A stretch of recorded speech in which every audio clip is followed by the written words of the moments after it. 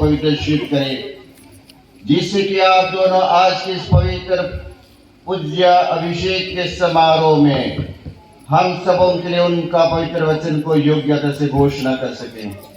पिता और पुत्र और पवित्र आत्मा के नाम पर आमीन। बीच के पहला पाठ नबी संबंधी बात और काम मन के काई है। ईश्वर अपन सेवक के चुनेल अयोग्य सेवक के योग्य बनाए और उनके देश के ज्योति बनाए, ताकि वो दूसरा मन के हो ज्योति प्रदान करे परवाए। ई पाठ के उपयाजक वीरेंद्र मार्की के छोट भाई प्रीतम मार्की हमर मन लगे घोषणा करवाए। मैं इसे संभालता हूँ, मैंने इसे चुना है, मैं इस पर अत्यंत प्रसन्न हूँ। मैंने इसे अपना आत्मा प्रदान किया है, जिससे यह राष्ट्रों में धार्मिकता का प्रचार करे।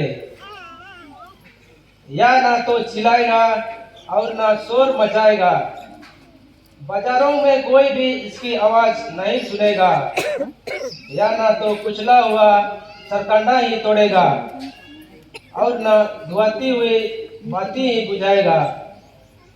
यह ईमानदारी से धार्मिकता का प्रचार करेगा, या ना तो थकेगा और ना हिम्मत हारेगा, जब तक यह पृथ्वी पर धार्मिकता की स्थापना ना करे, क्योंकि समाज देव इसकी शिक्षा की प्रतीक्षा करेंगे।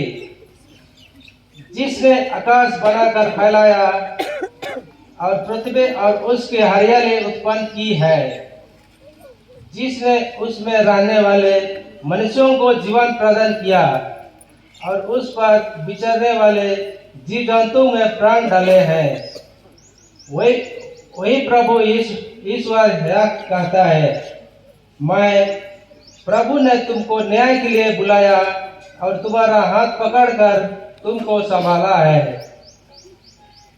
मैंने तुम्हारे द्वारा अपनी प्रजा को एक विधान दिया और तुम्हें राष्ट्रों की ज्योति बनाया है, जिससे तुम अंधों को दृष्टि दो, बंदियों को मुक्त करो और अंधकार में रहने वालों को ज्योति प्रदान करो।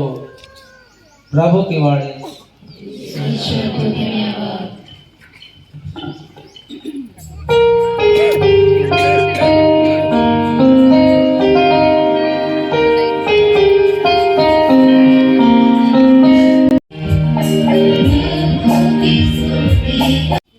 मुझे प्रभु में इसीलिए बड़ा आनंद हुआ कि मेरे प्रति आप लोगों का प्रेम इतने दिनों के बाद फिर बलवित हुआ।